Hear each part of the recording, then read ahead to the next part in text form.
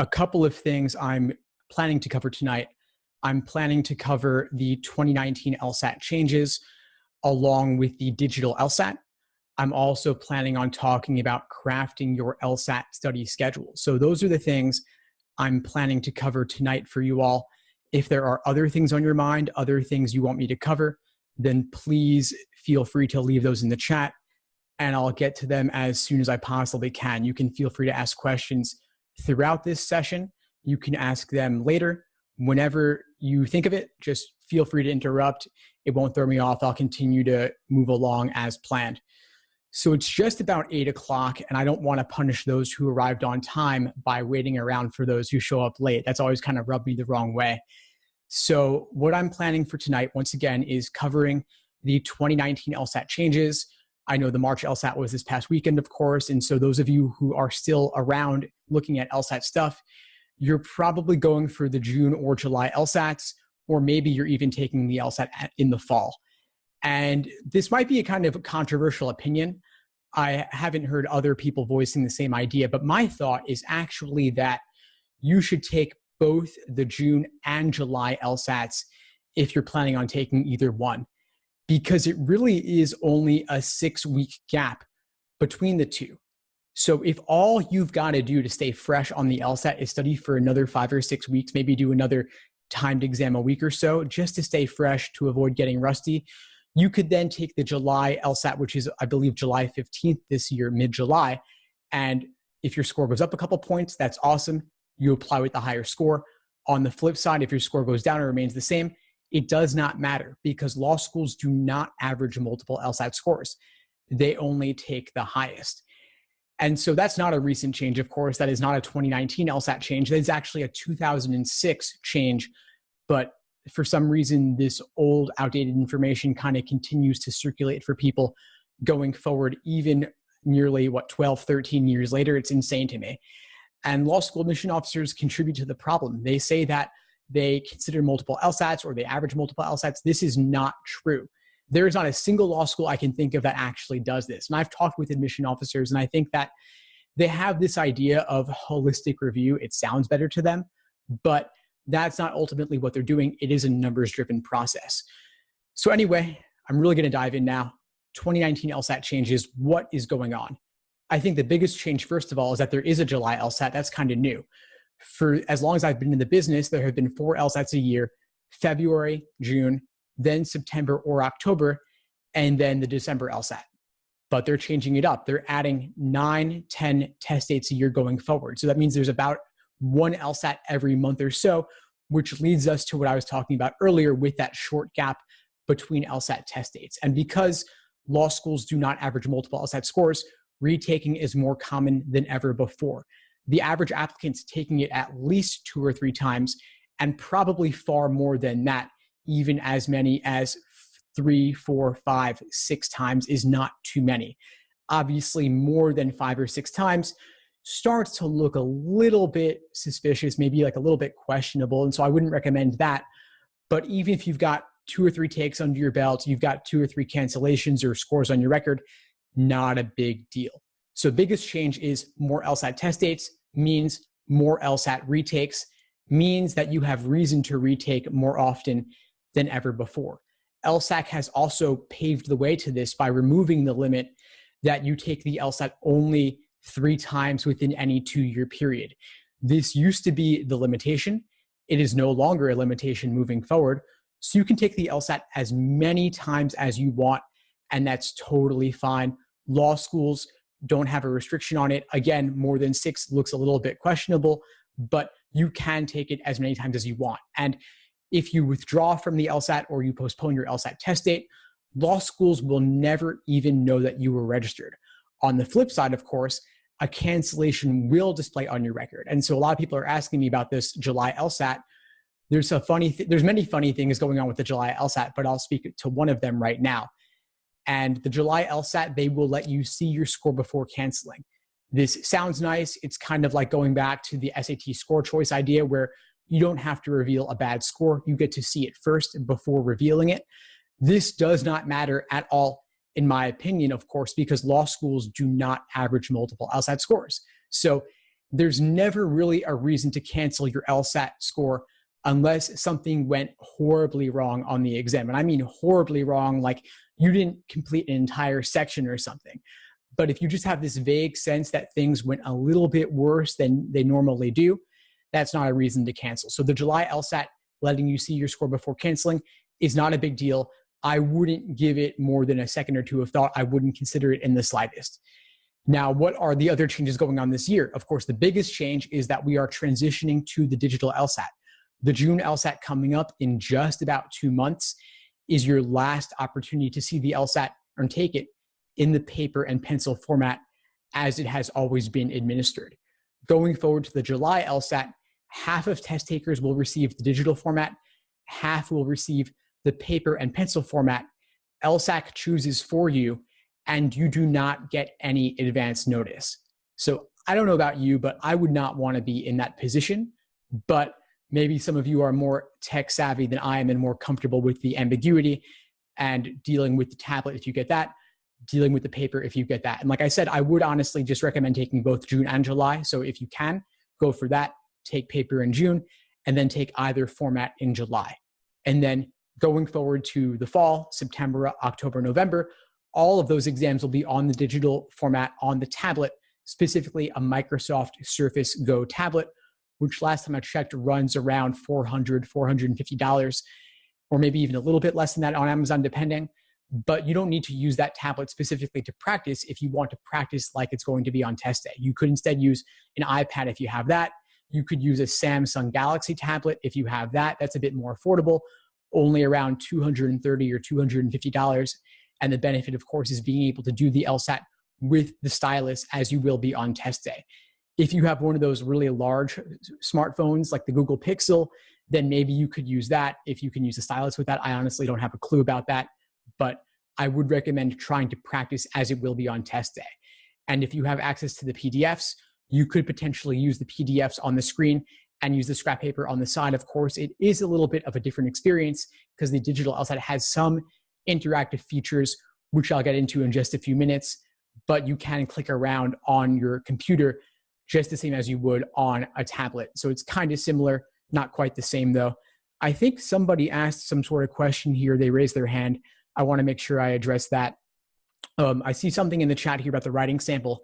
I could talk about that a bit. That is another change, of course, coming with the digital LSAT. So the writing sample starting with in June, actually. So anyone taking the LSAT going forward from today, you'll be doing the writing sample on the computer, and it won't be on test day. You'll be doing it later on your own time from your own device. They'll be monitoring you with a webcam and a microphone, and you'll hold up your government ID to prove that it's really you taking it. But you'll be doing that at home. Like I said, it is the 35-minute time limit, and you have up to 1 year from your LSAT administration to complete it in the digital format. Of course, on your computer, you'll be typing it out. And for that reason, because it'll be typed, I suspect that law schools will be looking at it a little bit more often than they used to. And by what they used to do, I mean, they barely looked at it at all. So going forward on the digital version, they'll be looking at it typed out. So maybe that's easier to read. Maybe it's easier for them to look at. But I really do think they're only looking at the writing sample in the event they have some sort of doubt about your English fluency, if perhaps you're not a native speaker and they want to know that you really wrote your personal statement. Now, the question I saw here about the writing sample from Autumn was, if I already took the writing sample, the LSAT and the writing sample is different, do I still have to do the writing sample going forward? I believe the answer is yes, that starting in June, you will still have to do the writing sample, but only once going forward. So let's say you take it in June, you do the writing sample probably from home or wherever you bring your laptop to. You do it once, it's recorded, it's typed out. Beyond that, you don't have to do the writing sample again, at least for, I think, not 5 years, as long as your LSAT score is considered valid. So you can pay them $15 per additional writing sample if you want to do more writing samples and pay them to store it for you. But of course, I wouldn't see any point to that. You can obviously practice it on your own if you want to, but I really think it's not worth the time, even just doing it, practicing it, because it is pretty simple. You're given a dilemma between two options. You're forced to choose one of those. And so you argue in favor of one and you argue against the other.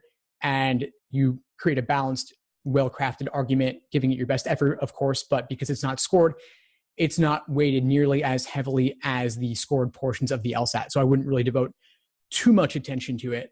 Now, I want to show you all what the writing sample is actually like in case you haven't, what the digital LSAT is like, excuse me, in case you haven't seen it before. So I'm going to pull that up here on the screen so you can take a look here. This is the digital LSAT familiarization tool. It's at familiar.lsac.org.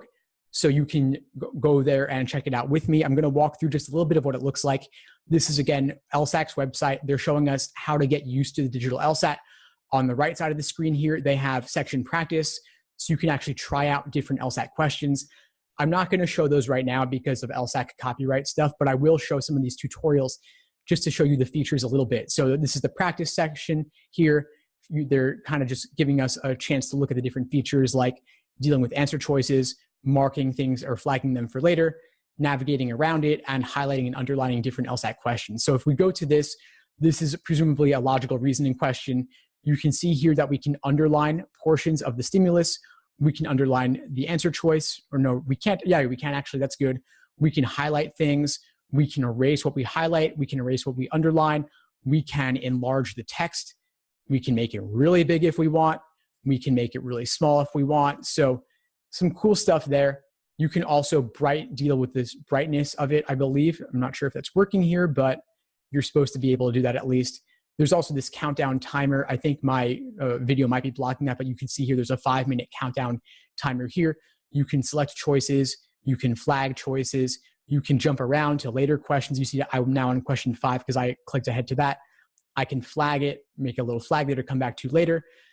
So there's some good and some bad here. I think that the biggest benefit, I think, is being able to flag questions and being able to instantly bubble questions so that you don't need to spend time slowly circling around that oval, filling it in with a pencil. And you can click around, obviously, with 5 questions. It's not too much effort, but if you're going through a full 25 or 27 question section, it's much faster to click back to where you want to go. And obviously being able to see what you've flagged at a glance is pretty cool. So I do like those things. What I don't like is this 5-minute countdown timer. For the full 35-minute section, you can remove the countdown timer if you don't want to deal with it or look at it. But once the 5-minute warning hits, you cannot remove that countdown timer. And I don't love that, obviously. I think that it's kind of stress-inducing, so I wouldn't want to be dealing with that. Maybe there's a way you could cover it up somehow. I don't know. But something to ask LSAC or the proctors. And if you ever have questions for LSAC, by the way, email them at lsacinfo@lsac.org, and they're obviously the best situated to answer any question at all about this. And email them now so they have time to get back to you. So I think that countdown thing is not ideal.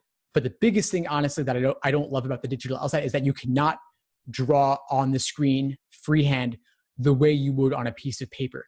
You have the tablet, you have your scrap paper on the side, but you cannot draw on the question. You cannot underline the question manually the way you would on a piece of paper. You have to use their specific underlining tool or their specific highlighting tool. But if you have your stylus, like your digital LSAT pen, you can't draw sketches or underline or make little notes, like writing things out. You can't do that on the tablet. You have to get used to going back and forth between the tablet and the scrap paper. So this is a little taste of what you'll be dealing with. And so I'd recommend, obviously, practicing like it'll be game day. You do have, again, there is these LSAT sections you could play with. I believe it's exam 73 that they're using on the digital LSAT. So that's pretty cool. It's a recent exam that you have accessible to you in addition to the free June 2007 LSAT PDF, which is obviously a static PDF, not an interactive digital experience like this digital LSAT is. So anyway, that's kind of what the digital LSAT looks like. I got some questions here related to this, so I'll take those now. I got one question about the July LSAT about a fee waiver. I think that the fee waiver thing, if you have an LSAC fee waiver, they will automatically give you 2 free LSAT administrations as well as a copy of the LSAT Super Prep. I believe that's what they give you, and that's based on qualifying with your tax filings. And the other special thing about the digital LSAT, July LSAT that this person's asking about, is the score cancellation. And so, yes, like I said, you do get to see your score before deciding whether to cancel. But once again, I don't really think that's a big deal. I don't really think that's an enormous benefit there. Now, any questions on the June or July LSATs as LSAC transitions to the digital format? I'll take a moment to pause and just deal with those questions before moving on to other things that I want to cover tonight. So, oh yes, thank you.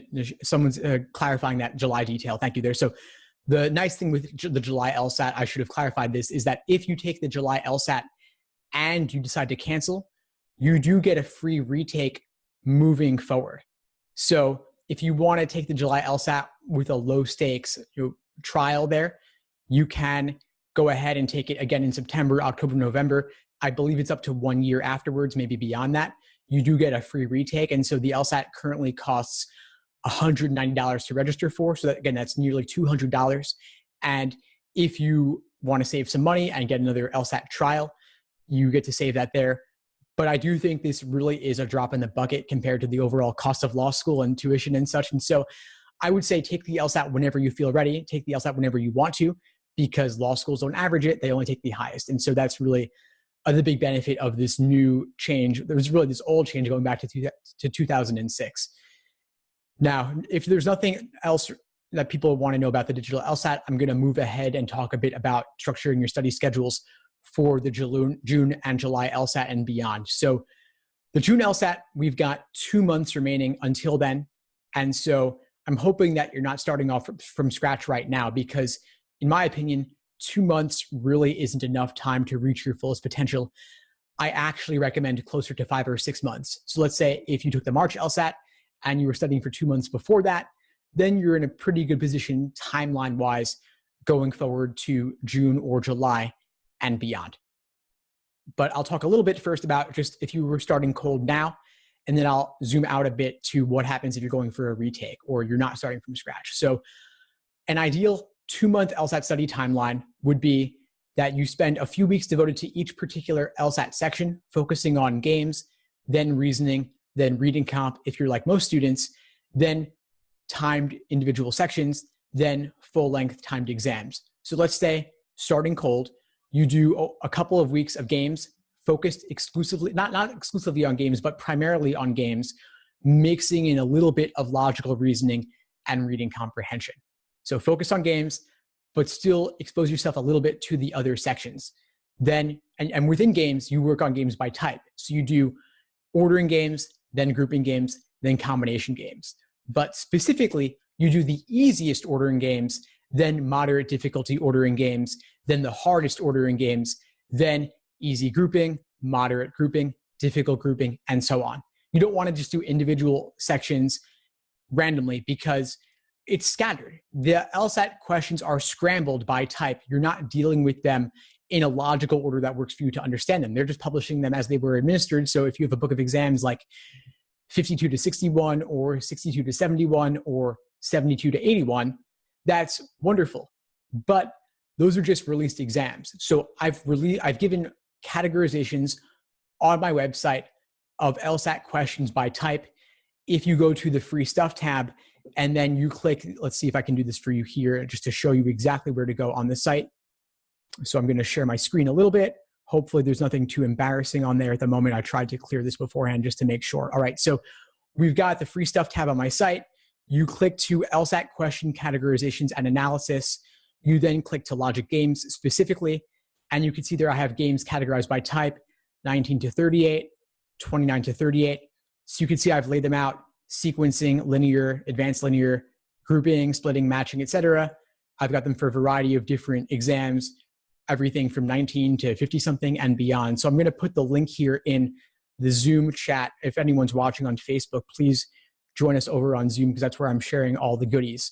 But anyway, that's the categorizations there. And so I've also got for you LSAT study schedules where I lay out exactly what to do every single day over the course of your prep. I have free week-by-week plans, and then I also have premium day-by-day plans, but they're pretty affordable. They're only around $20 to $25 per exam, per schedule, excuse me. And so I've gone on my site here to the free stuff tab.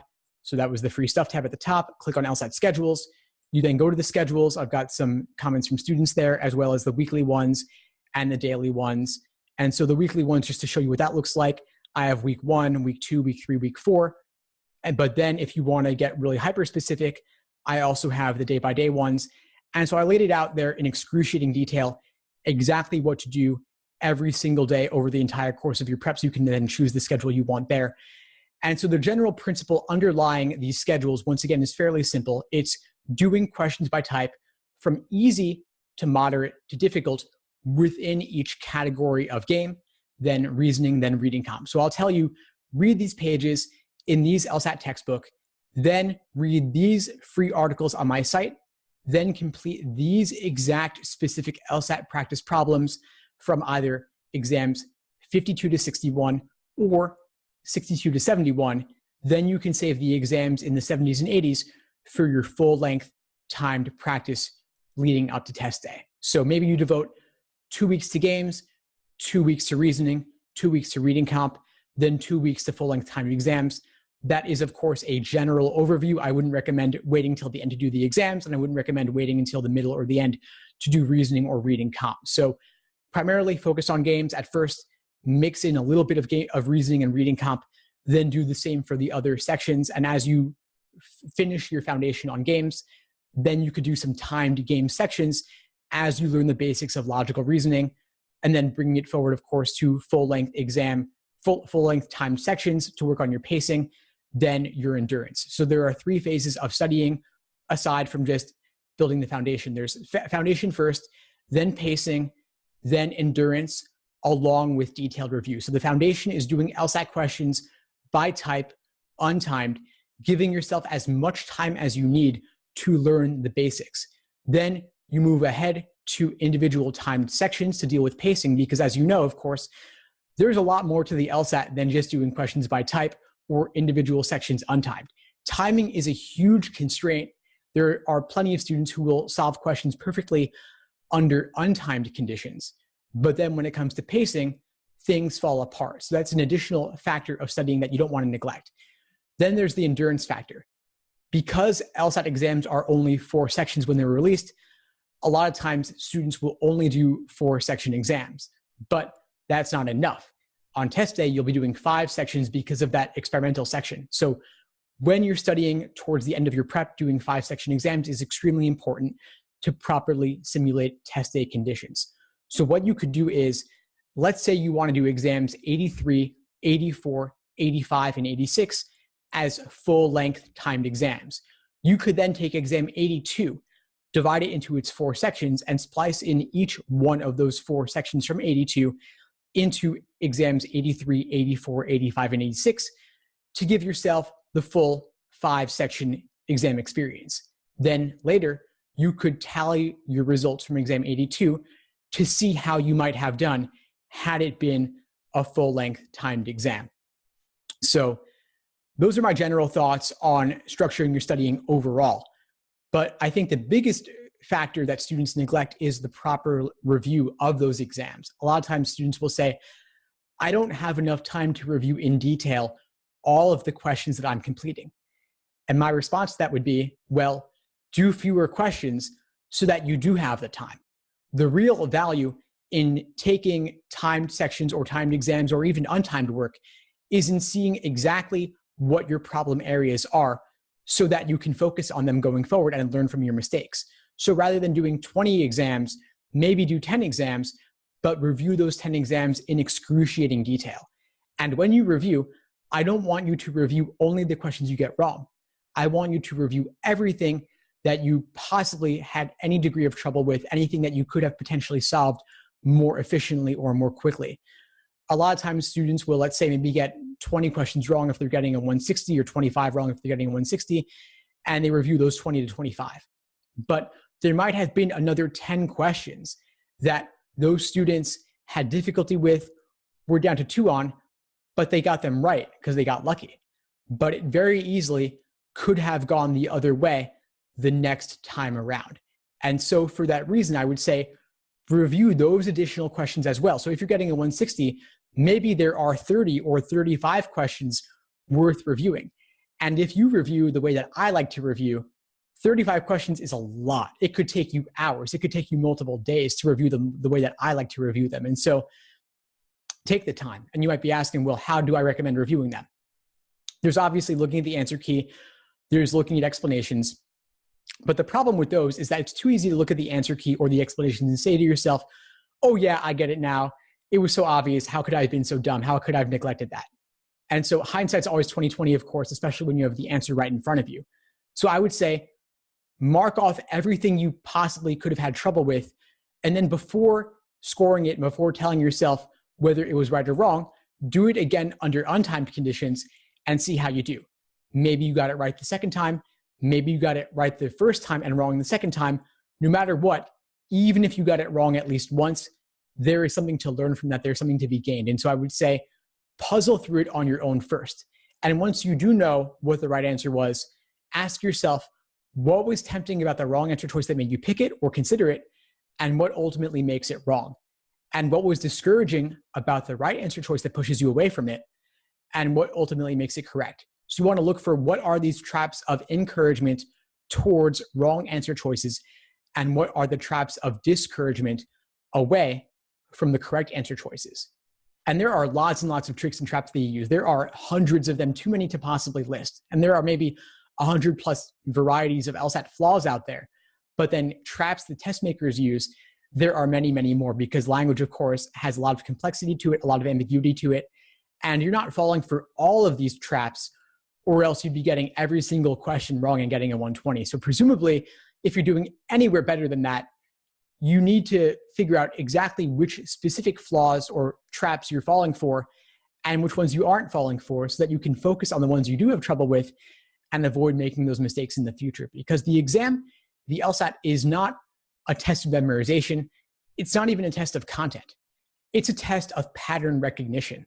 And so you want to be spotting those patterns now, learning them now, so that on test day, you're not reinventing the wheel by evaluating that particular method of reasoning or that particular trap in the answer choices on test day. It's kind of like you wouldn't want to learn how to multiply the first time you took a multiplication test. You want to practice multiplication, and you wouldn't want to determine how to take the contrapositive for the first time on test day.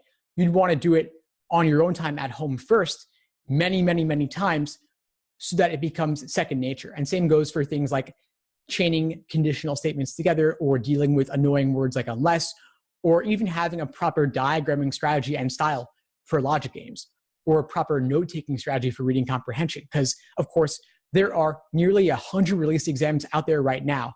And so there's no reason to walk into test day not knowing how to do something.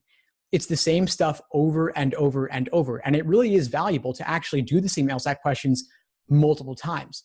One thing I would budget time for in your study schedule is redoing LSAT problems, specifically logic games, because the patterns there are even more obvious than they are on the other sections. And so back when I was studying for the LSAT, and back when I first was coaching the LSAT in the early years of my career, the newest book of 10 exams at the time for quite a while was the exams in the 30s, specifically the Next 10 book containing exams 29 through 38. And for some strange reason, LSAT didn't release the 40s for a long time as a book of 10. So for many years, I was teaching the same exams in the 30s again and again and again. So I did the same logic games literally 30, 40, 50, 100 times. Really, I really did. And because that was what people were studying. Those were the newest exams. And so there were games where I didn't see a particular insight or inference until my 20th or 30th or even 50th time doing it. And obviously, I'm not saying that you need to do it 20 to 50 times, but even 10 times will reveal new insights to you about how these logic games are structured. And of course, the same is true of redoing reasoning and reading comp, although it's a little bit less apparent there. So I would say redoing games, if you have the PDFs, you can print out multiple copies. Otherwise, go to Kinko's and photocopy the games before you start writing on the exams themselves. And so, of course, the best study material for you will be these real LSAT prep tests. For those who don't know, they're published in books of 10 on Amazon. They're about $20 each, and they contain exams. Let's say the most recent ones you should focus on are, again, 52 to 61, 62 to 71, then 72 to 81.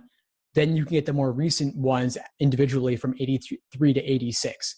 I wouldn't necessarily focus on the older exams like the ones in the 40s and 30s and 20s if you're taking the LSAT in June or July, because you don't want to do older exams at the expense of the newer ones. So you want to budget that out. In my study schedules, I'll show you how to do that. I start off typically with 52 to 61 or 62 to 71, and then save the more recent ones for test day. And by the way, since retaking is more common than ever, one thing I will recommend for you is don't do all the ones in the 70s and 80s now. Actually save a handful of them to do in the event that you might want to retake in the future.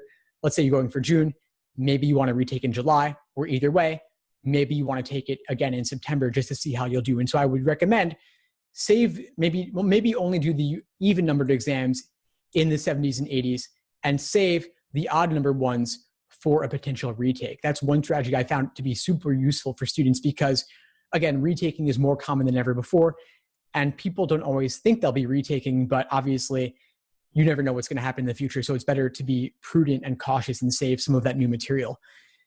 Now, I got a couple of new questions in the Zoom here, so I want to share that I want to address those here. Someone asked about canceling your score in July. Will law schools see that you canceled? They will always see a score cancellation on your record as opposed to a withdrawal or a postponement when they will not see that you canceled or were thinking of taking it. And so if you feel like July is not going to be right for you, I would recommend withdrawing beforehand, not taking it and canceling it if you're virtually certain that you know that you're going to cancel. So those are my thoughts on that. Someone asked about averaging multiple LSAT scores. Do Canadian law schools average multiple LSAT scores? I think they more recently made the switch from averaging them to only taking the highest. I'm not 100% sure on that. I would recommend contacting individual law schools in Canada about that, since it's not really my particular area of specialty there. Now, someone's asking also about which LSAT books I recommend. I think the most recommended ones, of course, are the actual official LSAT prep tests. Those are the best study material. Other than that, I don't really have a particular recommendation. As for other ones, any of the top rated LSAT books on Amazon is probably a good choice. You just want to make sure that they're using real LSAT questions and that those LSAT questions are recent. There are some strange LSAT books on there by companies that are called generic names like test prep books that don't use real LSAT questions, or they use really old ones. And so make sure that you can see on the cover that they're using real LSAT questions and that they are paying the licensing fees to LSAC and that they are using recent ones. One of these books, maybe Barron's or something like that, they're using a real LSAT exam, but it's from something like 1997 or 1991, exam number 17, I think. And so you definitely don't want to be studying from that when there's literally dozens of more recent exams to work on. They're just using exam 17 because it's cheaper to license. But that's obviously not in your best interest, so I wouldn't recommend using that book. Use something that is using more recent LSAT exams instead. And definitely don't use anything that involves fake LSAT questions. You'll typically see in the books that use fake LSAT questions that they contain mistakes. And oftentimes the Amazon reviews will talk a bit about that. So definitely be on the lookout for that sort of thing. Someone's asking about, with regard to study schedules, how should you structure your studying when you have a full-time job and you want to study like it's a full-time job? So great question. I love the ambition there and the enthusiasm to make it work for you, even if you're studying full-time. So for those who are studying for full-time, so for those who are working full-time or are in school full-time, obviously you can't put in 40 hours a week of LSAT stuff or else you're going to burn out. So I'd recommend instead treating the LSAT like a part-time job, maybe studying 10, 15, or at most 20 hours per week and fit it in where you can. Maybe you do more on the weekends. Maybe you do more in the evenings. Let's say you're working full-time as a paralegal, talk to your boss, see if they won't make you work long hours, see if they'll let you leave at 5 or 6 p.m. instead so you can fit in a few hours in the evening. If you're working a 9 to 5 or a 9 to 6, I'd say get to work maybe an hour early if you can. Study in a conference room or in a coffee shop nearby, or even if you have no other options. I'd recommend getting out of the house because it'll put some distance between the time that you first woke up and the time that you're actually hitting the books. And obviously you're groggy when you first wake up. There's something called sleep inertia and it lasts for a few hours. So I would recommend, if you can, carve out the time at work, wake up earlier than you're used to. And so you can walk into the office at 7:30 or 8 o'clock and knock out an hour or two before work starts. Then if you can, carve out a half hour or an hour during lunchtime. If you can't actually use books, maybe you read articles on my website, or maybe you listen to a podcast, or maybe you watch a YouTube video. And by the way, speaking of podcasts and fitting in the time, I do want to share with you a little bit of some podcast stuff I have going on. I've got 2 podcasts for those of you who may not be aware. I have the LSAT Unplugged podcast. That is just me, and I have interviews there. I have discussions. I have a former writer of actual LSAT questions where we discuss the LSAT there. I also did a LSAT Prep radio interview on cheating and admission scandals. So those are on the podcast released in the past few days. As you can see, I'm releasing pretty much every single day except the weekends, but I may actually up it to the weekends as well, just because I have so much that I want to share with all of you. Again, it's LSAT Unplugged. You can find it on iTunes, Spotify, Google Play, and pretty much everywhere else. Great for listening on the go. I also have the LSAT Pros podcast with my buddy Graham Blake. And so we're releasing more traditional weekly episodes that are longer, typically 45 minutes to an hour. That's also available on iTunes, Spotify, Google Play, and pretty much everywhere else. And so if you want to fit in the time, podcasts are a great way to do it because they're passive. You can listen while you're on the subway or in your car and absorb passively some additional LSAT knowledge.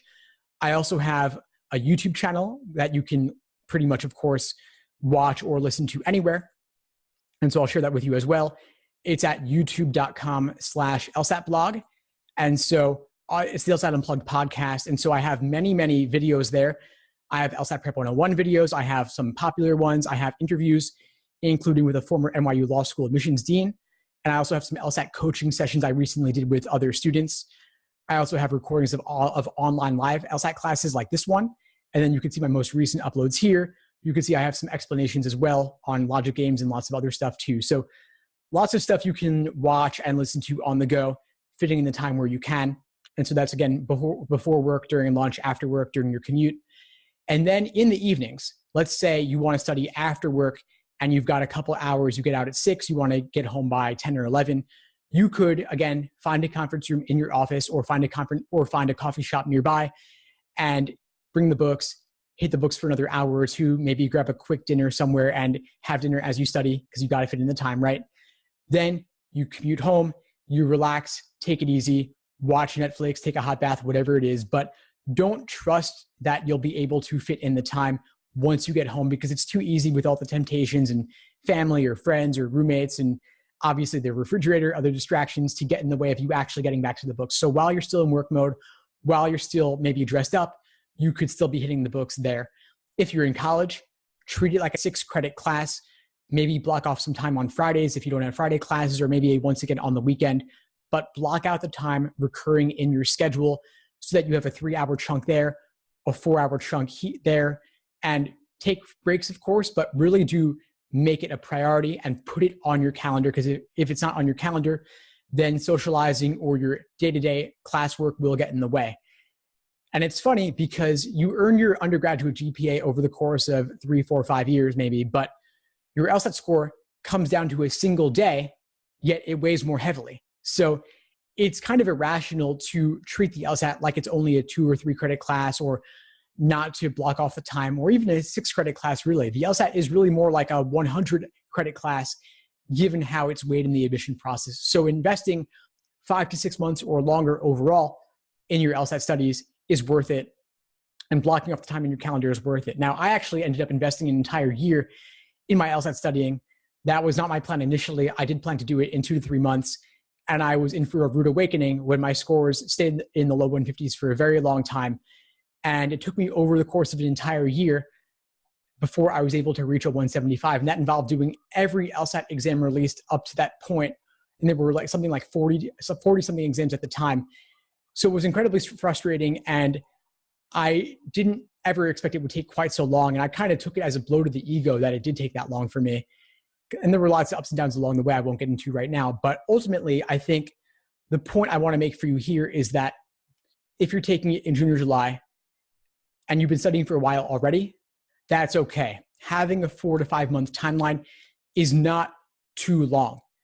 I find the people who do the best on this actually are able to study for 5 to 6 months or longer. And they're oftentimes in the position to be able to study close to full time.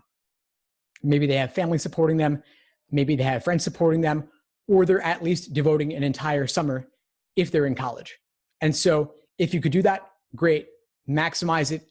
But if you can't, don't worry, just try to structure your life around the LSAT so that it always remains a priority and you're always putting in at least 10, 15 hours a week. Now, if you're in the position where you can study for the LSAT full time, you're very lucky, and I envy you and my students envy you as well, because most people are not quite that lucky.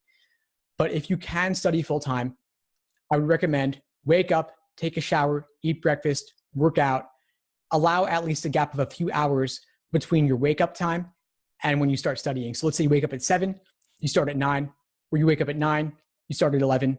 Put in about 3 hours or 3.5 hours of solid study time. Take a break for lunch, take a walk, come back, hit it for another 2.5, 3 hours, then sign off, and you're good for the day. This is sustainable. It is not burning out. It's not giving it every single waking hour. That's too much if you're studying full time, especially over the course of a few months. So really try to have some balance. You want your entire life to be structured well so that your mental capacity is sharp and you're ready to go. So that means eating well, exercising, sleeping at least 8 hours a night, ideally, and relaxation, mindfulness, meditation, something like that, and obviously socializing as well. But the LSAT really does require your all. And if any one of those things I listed is not correct, if you're not eating well, if you're not sleeping enough, it will show in your LSAT score. So definitely have some balance and use my schedules. I actually include off days in my day-by-day study plans because I really want you to take a break every now and then. And if you want to take a break while you're studying for those 2.5 or 3 or 3.5 hour chunks, there's a great technique called the Pomodoro technique I highly recommend, where you study in cycles where maybe you study for a half hour at a time, but there's a 5-minute break towards the end. So study for 25 minutes, 5-minute break, back at it, repeat. You could even have a timer of some kind. There are apps for this as well, but factor in breaks because burnout is real. I see it all too often, especially among those type A gunner personalities going to law school, of course. And you don't want that to be you because then your score plummets and you don't know why. And it's not a conceptual thing. And it's not something that you actually can improve through studying more. It's by taking a break and achieving balance going forward. So anyway, I hope you all found that helpful. I see some other questions here I want to dive into here. Someone's asking about how many weeks of timed exams you should do before test day. So study schedule related, great question. I would say overall, you want the absolute number of timed exams to be about 10, at least 10 timed exams before test day. Ideally, this would be 1 exam per week, along with detailed review of that exam. Obviously, we have less time than that before the June LSAT, and I wouldn't want you to do timed exams before you learn the basics. So maybe you do 2 timed exams per week after you've invested at least a few weeks in learning the basics. And maybe you do 2 timed exams per week along with detailed review, or maybe you only do 1 timed exam per week along with detailed review. If you have other obligations, obviously 2 timed exams per week along with other studying and work or school, it's just too much. So give yourself a break. 1 exam per week could be enough. So if that requires going for July or September, maybe you want to retake it then also. But I wouldn't try to do 3 a week or anything like that. It would lead to burnout, and I definitely want you to avoid that. Now, I wanted to talk a little bit about this live online LSAT class I have starting now, actually. This is actually the first session of that class, and I wanted to give you a taste of what it's like to work with me. I'm going to show you a little bit of what this class involves, just in terms of how I've structured it over the course of the next 10 weeks here. So this is the page on my live online LSAT masterclass. It's going to be a small group. I'm going to limit it to no more than 10 students going forward. And so I have more than that here right now, but we're going to be more interactive with just the 10 of us. I'll get to all your questions personally, and I'll even bring you into the spotlight if you'd like to ask your questions live on camera if you want, again, just in that small, intimate environment. Now, this first class, week 1, I oriented it around 2019 LSAT changes, the digital LSAT, and crafting your LSAT study schedule. And I'm happy to take more questions on that if there's anything I missed. Going forward, next Monday night at 8 p.m. Eastern, I'll be doing another class. That'll focus on LSAT logic games specifically, including common mistakes and how to avoid them. I'll be walking through real examples from each major type of logic game, ordering, grouping, combination, and so on. Week 3, which is 2 weeks from now, April 15th, I'll be covering LSAT logical reasoning. I'll give you some speed strategy and pacing tips, along with how to avoid getting bogged down on particular LSAT questions. For week 4, reading comprehension on the 22nd, I'll be going over proper note-taking strategy and approach, as well as pacing. how to allocate your time between the passage and the questions and how to take notes, if any. Going forward, week 5 on April 29th, I'll be going into how to take full-length timed LSAT practice tests along with detailed review, and we'll be reviewing some actual LSAT problems there as well to give you a taste of how to review. Then for the following 3 weeks, week 6, week 7, and week 8 in May, we'll be going over real recent LSAT prep test questions, discussing them together, along with analyzing tempting wrong answers, discouraging right answers, as well as the stimulus or method of reasoning or question stem or anything else at all that's giving you trouble. I'll be taking your specific LSAT questions as the basis for what we cover. So we will be co-creating this syllabus together, this class together, based on your particular areas of strength and weakness. Now, week 9, the final week before the LSAT, I'll be going over final week LSAT prep, getting into the right mindset, avoiding test anxiety and stress, avoiding burnout, and I'll be taking, of course, any last-minute questions you have, and I'll be going over what to do in the lead up to the exam day itself. But I don't want to leave off there because this LSAT, of course, continues on. You may be retaking, and of course, the day of the exam, June 3rd, if you're taking it in June, you're going to want to know what happened that day. You're going to want to do a post-game analysis of your performance, and you're going to want to know what to do differently next time around if you are considering a retake. So for that reason, I'm not ending the course the week before the LSAT like so many do. I'm actually going to meet with you the night of the June LSAT, if you're taking it then, to go over what happened and why, and how to retool going forward if you need to. And even if you don't, because like I said, there is a massive reason to retake in July, even if you feel like June went well. And that's because, like I said, law schools do not average multiple LSAT scores. They only take the highest. So for that reason, even if June went fantastic, if you could do a timed exam a week for the next 6 weeks after that, that's only an investment of about 20 hours overall, plus a bit of review if you want to, and you can, of course. But it's not that much marginal effort, considering that the LSAT is more important than your GPA. So I think that's worth investing another 20 or 40 hours if it could get you even just a single point or two more on the LSAT. Believe it or not, that single point or two more could make a massive difference in getting into a better law school or getting more scholarship money. So the ROI on that is enormous. I highly recommend it. And so that's why I'm going to be sticking with you beyond just the week before. I will meet with you the night of the June LSAT if you're taking it then. And if not, of course, we'll go over what to do going forward to July. So this is, again, the page on the full live online LSAT Masterclass. That's what I'm sharing with you there. Again, I'm limiting it to only 10 students, and I'm closing the doors on the course this Friday at 11:59 p.m. Pacific time. I'm going to open this up now to a general Q&A, and I will be taking further questions. I already have some here that I'll talk about now. Some of them are admissions related. Someone asked if I tutor. I don't tutor. I wouldn't say that what I do is tutoring. I consider it more like coaching, because I'm not just walking you through LSAT problems. I'm actually seeing the way that you think about the questions and kind of reorienting the way I explain them around that. And so there's a bit of a difference there. I do work one-on-one with students, and I actually recently did some live LSAT coaching sessions that I recorded, and they're on my YouTube channel if you want to see exactly how I work with students. Most recently, over the past week, I published a couple of coaching sessions with students, and so you can see what my work is like there one-on-one with folks. There's a page on my site as well where I walk through what my coaching involves. It's the Work With Me tab at the top of my site, sharing the link there as well. Getting back to your other questions, let's see. Someone's asking on admissions. I have a 3.9 GPA, majored in music composition. Will having majored in music composition affect my chances of getting into a top law school? Great question. So 3.9 GPA is an excellent GPA.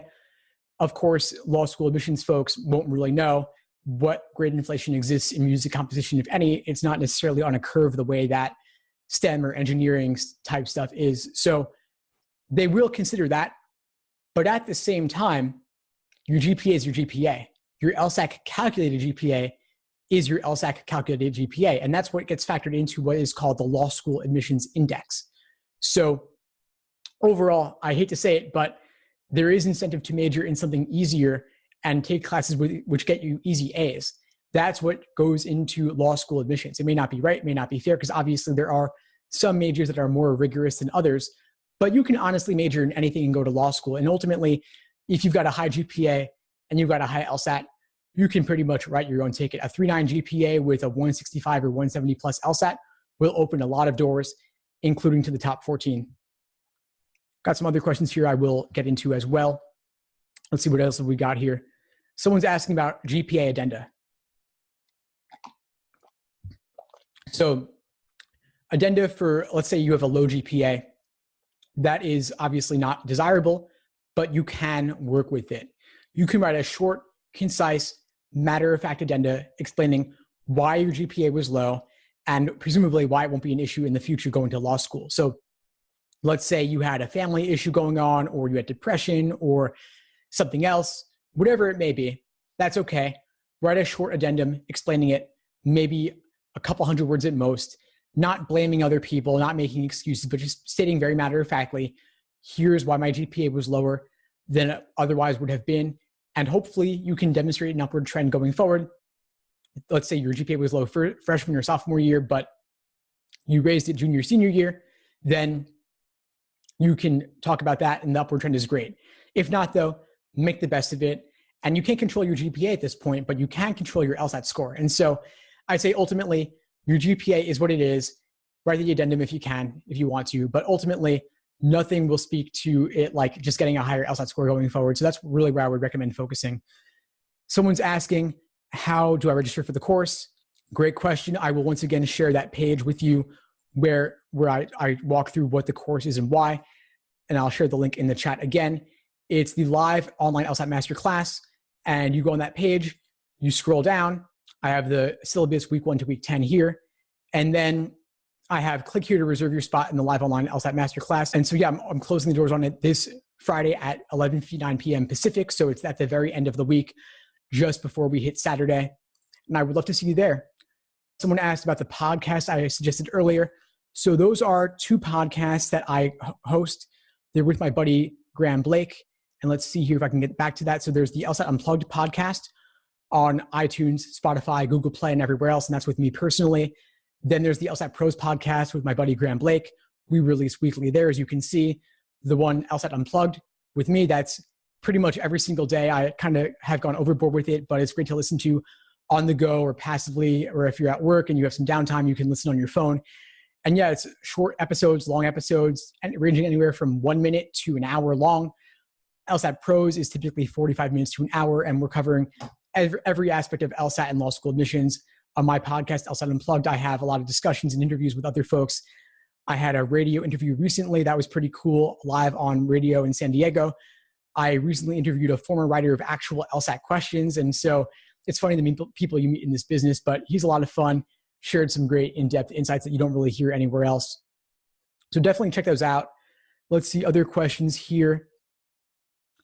I have a 3.4 GPA in poli-sci, and then how would that play out? I have a lot of work experience. Will that help too? Great question. So a 3.4 GPA obviously isn't as high as it could be, but it's not terrible. But the fact that you have 10 years of work experience in law in particular, that's awesome. So the work experience will do 2 things. It shows that you're serious, shows that you're mature, and also that it puts some distance between your undergraduate GPA and now. So they're going to say that, well, maybe this person was young, maybe they were immature, maybe they didn't have the work ethic, or they had something else going on. That likely is not the case 10 years later. So what time does, if you have a delay between undergrad and law school, is that it allows you to spend more time in the workforce, gain that experience, lengthen your resume. So it decreases the percentage of your application chances that are devoted to the GPA, and instead increases the work experience part of the pie. And then, of course, the LSAT is, as always, the biggest factor. Someone's asking, what GPA would be low enough to warrant writing an addendum? Great question. I don't have a hard and fast answer on that. I think that anything 3.5 and above, definitely no addendum warranted. Maybe a 3.3, not warranted either. I think the real question is, what would you say in an addendum? If you have a valid, legit reason like a family crisis or depression or a drug addiction or a criminal issue, whatever it may be, obviously that warrants writing something. If it's just, you know what, freshman year I was immature and I partied too much, or I took classes that were too hard for me, I don't really think that's worth it. You don't need to call attention to it if there's nothing super serious about it. I think honestly that a lot of folks have low GPAs in college because they socialize too much, and that if you don't have anything serious and honest to say about it, I wouldn't bother. Someone asked about taking a gap year between undergrad and law school. I think that's a great idea. I think that honestly, here in the US, not enough people take a gap year first. I think that a gap year has so much to offer. I wish I had taken one after undergrad before just kind of jumping right into this LSAT stuff. And I think that, yeah, life is short. If you're not 100% sure that law school is for you, definitely take a gap year, see the world, get some work experience, then come back and decide if you want to do it. But obviously, you can take the LSAT now anyway. The score is good for 5 years. So if this is your time in life where you have the most ability to focus on the LSAT and master it, then do it now.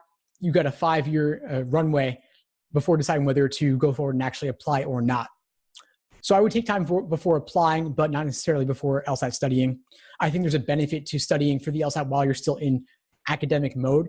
So if you're a junior in college or a senior in college, I would say definitely get it out of the way now. Take it now while you're in study mode. It gets a lot harder once you're working long hours, maybe as a paralegal or you have a family.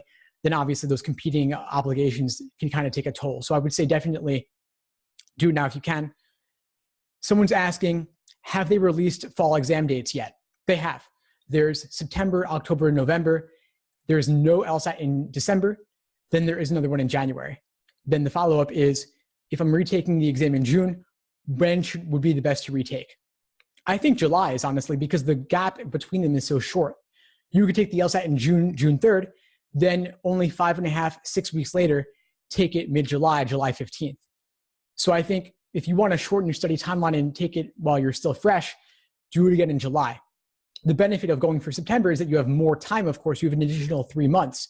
But I'd say there's no reason not to take it in July as well, since it is closer to when you're taking it in June if you are taking it in June.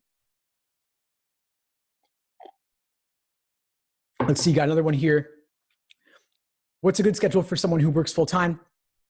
Just took March, studied hard, didn't do as well as I could have. Kind of covered this already. Just to quickly recap, block off the time and fit it in where you can. Carve out 10, 15, 20 hours a week. That's really the best way to maximize your time and maximize your potential here. Got another question here about admissions side of things. Will having a master's, being a professor, and 9 years working in a nonprofit hold any weight? It absolutely will. I think that being a professor is honestly a huge credibility indicator when it comes to academics. So that'll help. I think the master's is nice. It's a plus, but not really necessary. I think that honestly, again, like I said, having some work experience is huge. It's great. It shows maturity. I think law schools do like to see that if possible. And it puts some distance between your undergraduate GPA and the present if your GPA wasn't what you would have wanted it to be. But again, take the LSAT when you can, apply when you can, when you're ready. That's ultimately what I would say on that. I don't think there's a clear answer on this, but you are where you are, apply where you are. I've got to wrap this up soon, so I'm going to take one more question, then sign off if there's anything else.